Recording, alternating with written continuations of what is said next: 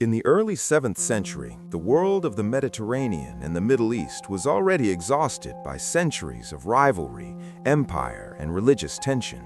Long before Christians and Muslims ever encountered each other directly, the lands where that encounter would eventually happen were dominated by two enormous powers: the Byzantine Empire, which was the eastern continuation of the Roman Empire and strongly Christian, and the Sasanian Persian Empire, which followed Zoroastrian traditions.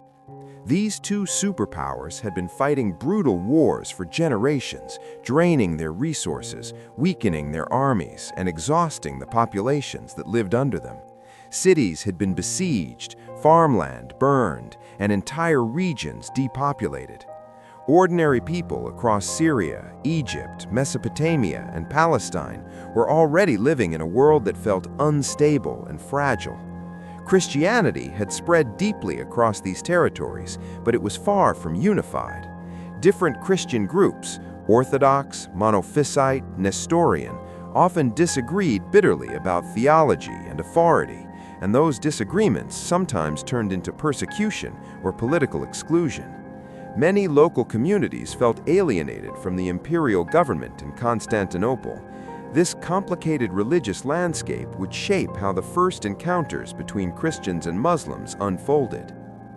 Around the year 610 in the Arabian Peninsula, a man named Muhammad began preaching a message that would transform the region and eventually the world. Arabia at the time was not controlled by a single empire. Instead, it was a patchwork of tribes, trade towns, and caravan routes connecting Africa, the Mediterranean, and Asia. Mecca was one of the most important trading cities in this network, and it was here that Muhammad began proclaiming that there was only one God and that people should abandon idols, injustice, and tribal arrogance. His message emphasized moral responsibility, charity, humility, and the coming judgment of God. At first, his followers were few, and they faced strong resistance from powerful families who feared the social and economic consequences of his teachings. Over time, the movement grew, and after migration to Medina in 622, the Muslim community began organizing itself not just as a religious group, but as a political society as well. Within a decade, much of Arabia had united under this new faith. What makes the story of the first Christian-Muslim encounters so interesting is that neither side initially saw the other as an entirely unknown force. Arabs had been interacting with the Christian world for centuries before Islam. Many Arab tribes lived along the borders of the Byzantine and Persian empires and sometimes served as allies or mercenaries for them. Some Arabs were already Christian. Trade caravans carried goods and ideas across deserts and cities. So when Muslim forces eventually moved beyond Arabia, they were entering lands that were familiar in language, culture, and commerce, even if the political implications of their arrival were not yet fully understood. The moment when Christians and Muslims first faced each other in open conflict came during the early Muslim expansions after the death of Muhammad in 632. The new Muslim leadership, known as the Caliphate, sought to maintain unity among the Arab tribes and also looked outward toward territories that had long been connected to Arabian trade and politics. At that time, the Byzantine Empire controlled vast regions, including Syria, Palestine, and Egypt. These lands were heavily populated with Christian communities, monasteries, churches, and ancient cities that had existed for centuries. When Muslim armies began moving north into Byzantine territory, the encounters that followed were not just military clashes. They were also meetings between two religious civilizations that believed deeply in the authority of one God and the power of divine revelation. One of the most famous early battles was the Battle of Yarmouk in 636. The Byzantine Empire gathered a large army to stop the Muslim advance in Syria. The confrontation lasted several days near the Yarmouk River. Historical accounts from both sides describe fierce fighting, shifting lines, and moments when the outcome seemed uncertain. In the end, the Byzantine forces collapsed, and the Muslim army secured a decisive victory. This battle opened the door for Muslim control over much of Syria. For many Christian communities living in the region, the change in political power was dramatic, but not always immediately catastrophic.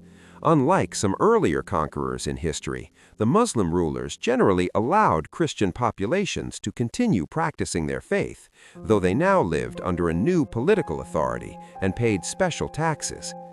The arrival of Muslim rule raised profound questions for Christian leaders and thinkers. They had long believed that the Roman and Byzantine empires played a role in protecting Christianity and maintaining order in the world.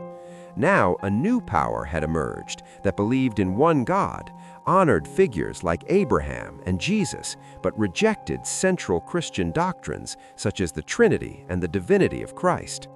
Early Christian writers struggled to understand what this new religion represented. Some viewed it as a form of heresy or a misunderstanding of biblical teachings. Others simply saw it as another political empire that happened to follow a different religion. The confusion is understandable because the early Muslim state did not immediately attempt to convert the entire population by force. Instead, it created a system in which different religious communities could exist under its rule. For Muslims, encountering Christian societies was also a complex experience. The Quran speaks about earlier revelations and recognizes figures from Jewish and Christian traditions. Many Muslims therefore saw Christians as people of the book, communities that had received divine messages before the arrival of Islam. However, Muslims believed that these earlier teachings had been altered or misunderstood over time, and that the Quran restored the pure message of monotheism. When Muslim armies entered Christian territories, the encounter was not only about territory, but also about the interpretation of history and prophecy. Both sides believed they were part of a divine story unfolding across generations. Life under early Muslim rule in former Byzantine lands varied widely, depending on location and leadership. In cities like Damascus and Jerusalem, Christian communities continued operating churches and monasteries. Some Christians even served in administrative roles within the new government because they had experience managing taxation and bureaucracy from the Byzantine period. Arabic gradually replaced Greek and other languages as the dominant administrative language, but this transition took time. Daily life for farmers, merchants, and artisans often continued with relatively little immediate disruption. What changed most significantly was the political hierarchy above them. Instead of distant emperors in Constantinople, the region was now governed by Muslim authorities based in cities like Damascus and later Baghdad. Jerusalem itself became one of the most symbolic places where Christians and Muslims first encountered each other. The city had enormous importance in Christian tradition as the place of Jesus' crucifixion and resurrection. When Muslim forces entered Jerusalem around 637, historical accounts describe negotiations rather than total destruction. According to many sources, the Christian patriarch of the city handed over the keys peacefully after receiving assurances that Christian holy sites would be respected. The Muslim leader Omar is often remembered in tradition for entering the city with humility and refusing to pray inside the Church of the Holy Sepulchre so that it would remain a Christian place of worship. Stories like this illustrate how early interactions were shaped by diplomacy as well as conquest. However, over time, tensions and differences between Christian and Muslim societies became more pronounced. As the Muslim Empire expanded across North Africa, Spain, and parts of Central Asia, it began to rival the remaining Christian powers in wealth and influence. Intellectual debates emerged about theology, law, and philosophy. Christian scholars wrote critiques of Islam, while Muslim scholars studied and responded to Christian doctrines. The two civilizations traded goods, ideas, and sometimes technologies, but they also competed for territory and political dominance. The first centuries of contact were therefore a mixture of cooperation, conflict, misunderstanding, and adaptation. Christians living under Muslim rule often developed new identities as minority communities while still preserving their traditions. Some converted to Islam over generations, sometimes for spiritual reasons and sometimes for social or economic advantages. Others remained firmly within Christian traditions and continued producing literature, art, and theology. Meanwhile, the Muslim world absorbed influences from the cultures it ruled, including Greek philosophy and administrative practices that had been preserved within Christian Byzantine society. Looking back, the moment when Christians and Muslims first faced each other was not a single dramatic event, but a long process that unfolded across decades.